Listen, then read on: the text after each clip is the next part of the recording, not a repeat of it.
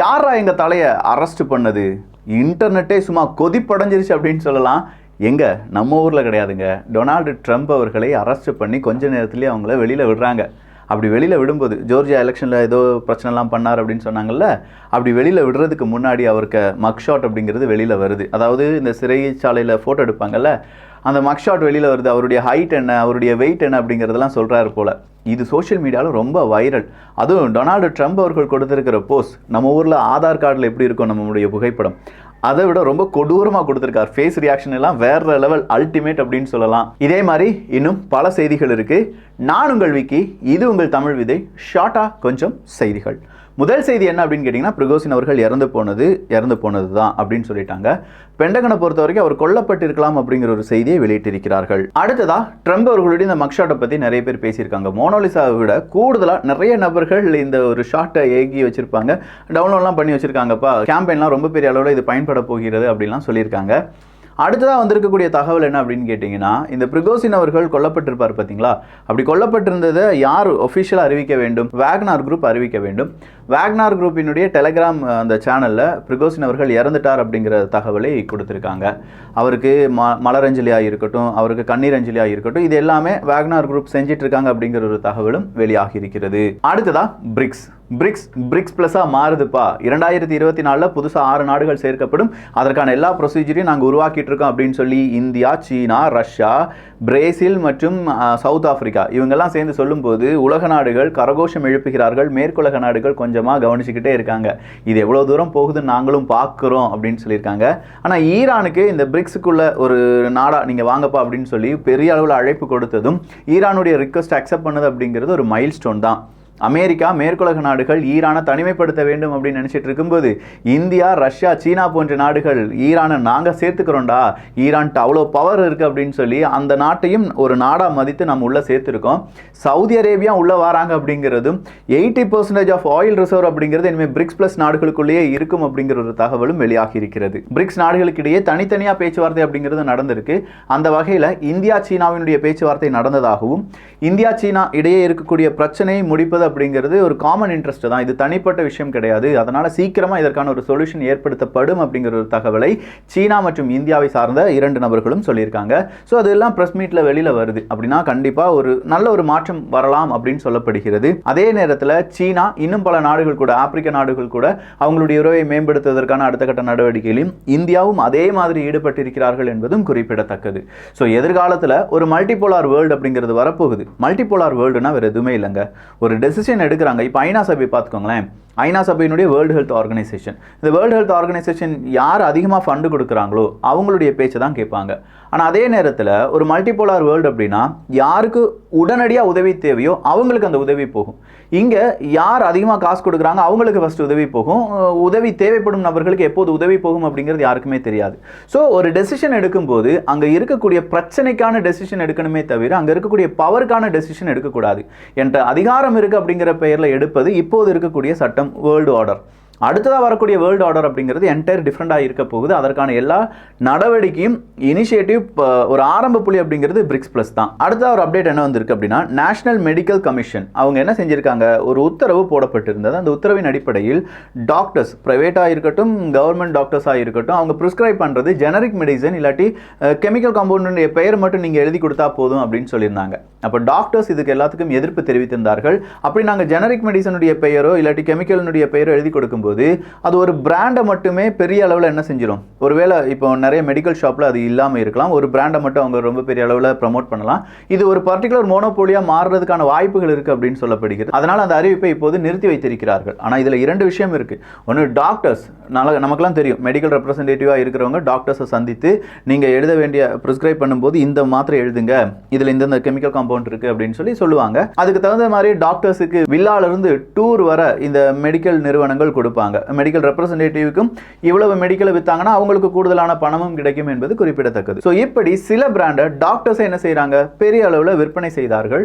So அதே மாதிரி இந்த ஒரு பிராண்டை மட்டும் நீங்கள் விற்பனை செய்யக்கூடாது. ஜெனரிக் மெடிசனை போடும்போது மறுபடியும் மெடிக்கல் ஷாப்பில் வழி அந்த மாதிரியான ஒரு பிராண்ட் விற்பனை அப்படிங்கிறது இருக்கும் என்பது டாக்டர்ஸினுடைய ஒரு கவலை.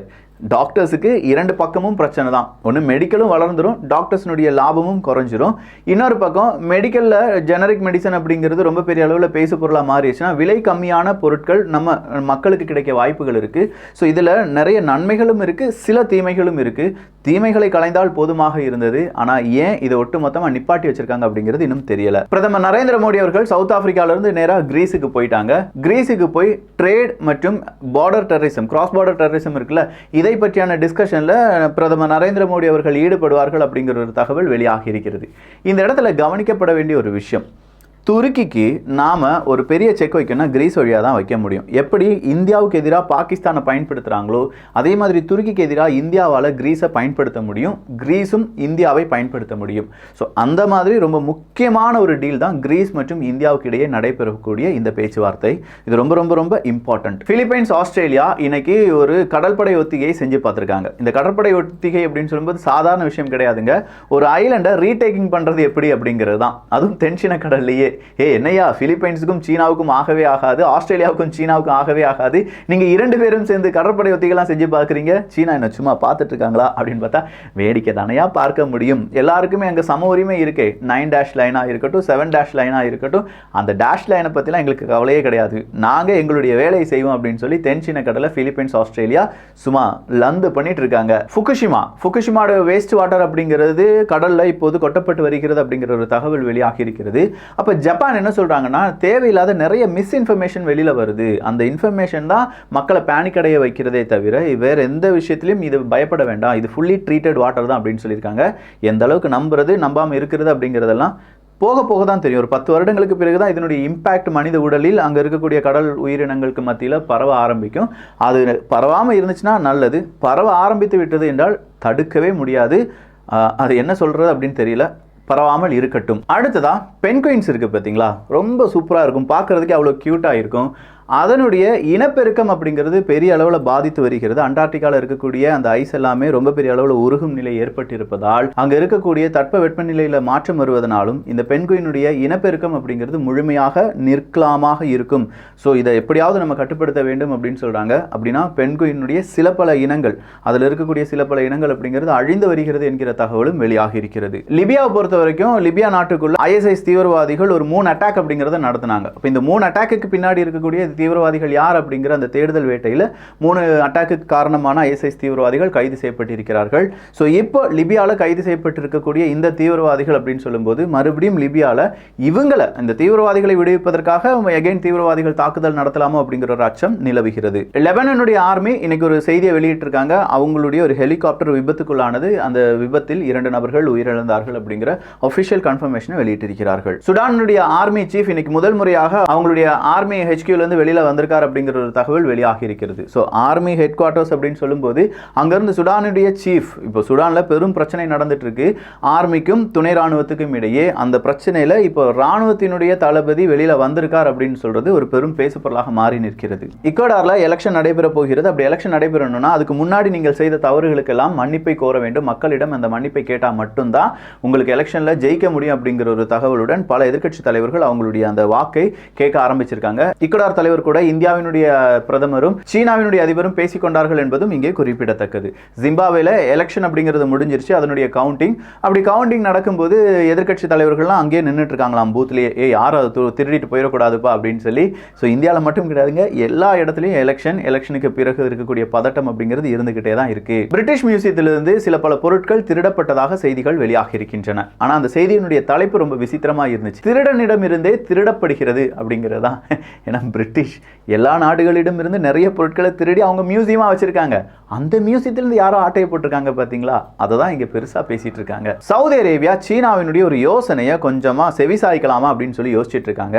அந்த யோசனை என்ன அப்படின்னு கேட்டிங்கன்னா, நியூக்ளியர் ரியாக்டர் பேசாமல் ஒரு நாட்டில் வச்சிருப்பா, இதுக்கு ஆயில் நிறைய இருக்குது, ஆனால் நியூக்ளியர் ரியாக்டர் ஒன்று இருக்கட்டுமே அப்படின்னு சொல்லி வச்சுருக்காங்க.